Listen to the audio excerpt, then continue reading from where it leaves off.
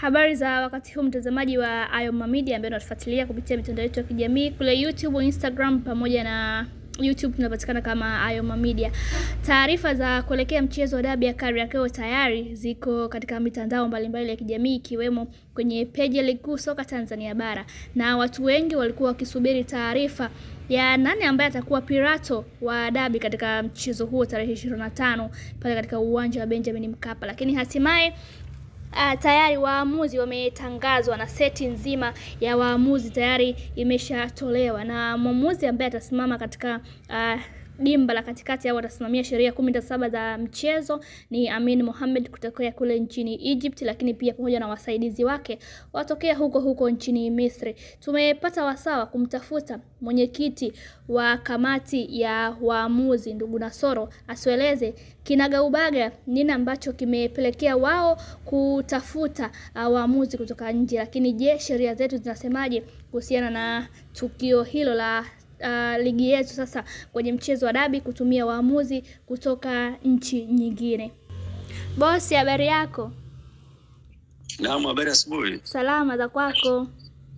Nzuri, unaendeleaje? Naendelea vizuri. Karibu Ayoma Media na utueleze baadhi ya mambo kuhusiana na mchezo wa dabi ya Kariakoo. Ni kweli. Karibu. Asante. Bana, tumeshuhudia kuelekea mchezo wa dabi ya Kariakoo tayari seti ya waamuzi imetangazwa na waamuzi ambao watakwenda kusimama katika mchezo huo, kwa maana kusimamia sheria 17 za mpira. Mwamuzi wakati anatokea nchini Misri. Hii imekaaje? Baadhi ya wadau wanataka kufahamu kuhusiana na hilo. Ni kweli kabisa, kesho inshallah tarehe 25 mwezi wa 6 ndo tunahitimisha kabisa la pazia ligi yetu kuu nchini. Ndio. Na mechi ya mwisho ni Yanga na Simba, dabi kubwa Tanzania, dabi kubwa Afrika Mashariki, dabi kubwa Afrika nzima. Ndio. Sisi kama kamati ya waamuzi tulipendekeza kwa TFF na bodi patio waamuzi kutoka nje kwa mzito mkubwa dabi, lakini tuhakikisha kabisa waamuzi tutakawapanga waweze kuwa makini sana. Na mkitambua waamuzi wetu makini sana wako dada wako nani Misri. Ndio. Ahmed Rajiga, Frank Komba pamoja na Hamdani Saidi. Ndio. Sasa sisi tulivyokuwa na mashirikiano mazuri na shirikisho la mpira la Afrika CAF, shirikisho la mpira la Misri, sasa na mashindano mazuri ya Iskaria na kamati yake ya utendaji, tuliwaomba na wametukubalia. Na kwa nini tumewaleta waamuzi kutoka Misri? Kwa sababu tunaamini kabisa Misri ni taifa kubwa sana. Na taifa kubwa sana na waamuzi wako wanashika katika mashindano mengi. Na ubora na unyeti wa dabi ilipofikia, sasa tunahitaji pia waje waonyeshe ubora wao hapa kwetu. Baada ya wadau wamekuwa na maswali kuhusiana na hilo, kwamba sheria na kanuni za ligi yetu zinasemaje kuhusiana na kuleta waamuzi kutoka nje, kwa sababu hii ni mara ya kwanza pia. Hapana, si mara ya kwanza tumekuja, kwa sababu tulikuwa na waamuzi wa Sudan wameshiriki katika ligi yetu hapa. Sisi ligi yetu iko huru. Pindi tunapohitaji jambo fulani lazima lifanyike au linatakiwa lifanyike. Kwa hiyo ile kanuni inaruhusu hilo jambo, na ndio maana serikali imeridhia. Kwa sababu gani? Huwezi kuleta au kutoa visa wa watu kutoka nje bila kueleza madhumuni. Ndio. Kwa hiyo sheria inaruhusu na kanuni inaruhusu kwenye hilo. Kama kamati ya waamuzi, hili pengine inaleta tafsiri gani hasa ukiangalia pia tuna baadhi ya waamuzi ambao tulikuwa nao kuanzia mwanzo wa msimu wa ligi kuu msimu huu? Ni hakika kabisa tafsiria hiyo kwetu imekuwa ni nzuri zaidi. Na kwa nini imekuwa nzuri zaidi? Kwetu sisi tumepata nzuri kabisa kwamba tumepata waamuzi bora, na tutaomba kila mara ili jambo labda liwe endelevu kutokana na hali ya hela itakavyotumika au fedha itavyopatikana. Lakini pia italeta changamoto nzuri kwa waamuzi wetu kujifunza kwa kuona. Kwani baada ya mchezo huu hao wote waliokuja tutakaa nao na waamuzi pamoja na najua kwa uwanja wa Karume.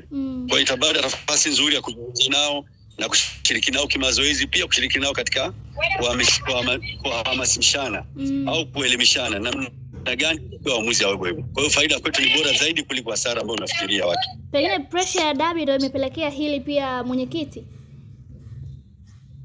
Pressure ya dabi ni sawa, kwa sababu yote tunaweza kuzungumza sawa, lakini haya kwetu ni mashirikiano, na ndio huu mwanzo tu wa kutoka nje. Kwa sababu labda mmeona kwamba seti yote imetoka nje ya nchi. Lakini namna gani ya sisi wenyewe kujifunza na kujikagua wapi tulipo na wapi tunatakiwa tuelekee.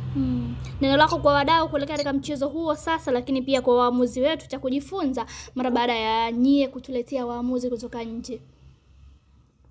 Kweli kabisa, neno langu kwa wadau mpaka sasa hivi, kwanza nawapongeza sana wadau kwa njia moja au nyingine kuhakikisha kwamba waamuzi wetu wanazidi kupata elimu safi. Lakini pia kuwapongeza wadau wote wa soka ambao wamekuwa ni watulivu sana kwenye hilo jambo. Kuhakikisha kabisa kwamba wanapata hakika katika mchezo kwamba kuwa na amani katika hilo. Kwa mimi nawashauri sana, ndio utulivu wao na amani yao imepelekea TFF kufanya kazi kwa makini sana. Lakini tunawashukuru sana kwa utulivu wao na vilabu vyote na wadau wote wa soka na wawekezaji mkuu tulionao. Tuombe dua tu waamuzi tuchezeshe mpira vizuri basi na sisi tupate mafunzo mazuri kutoka kwao. Mwenyekiti, shukran sana.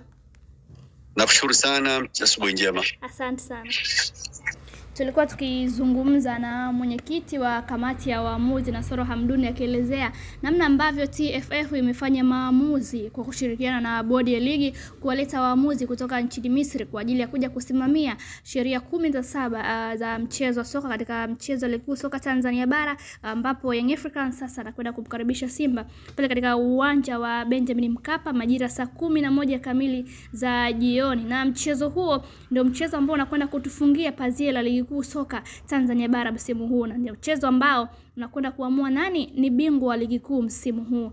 Ni mchezo unaozikutanisha timu mbili, lakini pressure ni kubwa kutokana na kila mmoja akihitaji mchezo huo kuchukua kombe. Young Africans akihitaji wala usare, lakini Simba yeye akihitaji ushindi pekee ili kuwa bingwa wa ligi kuu msimu huu. Nini ambacho kinakwenda kujiri mara baada ya waamuzi kuletwa? Lakini umemsikia hapo akiweka wazi kwamba serikali pia imeridhia jambo hilo kufanyika. Naitwa Zaina Mohamed, hii ni Ayoma Media.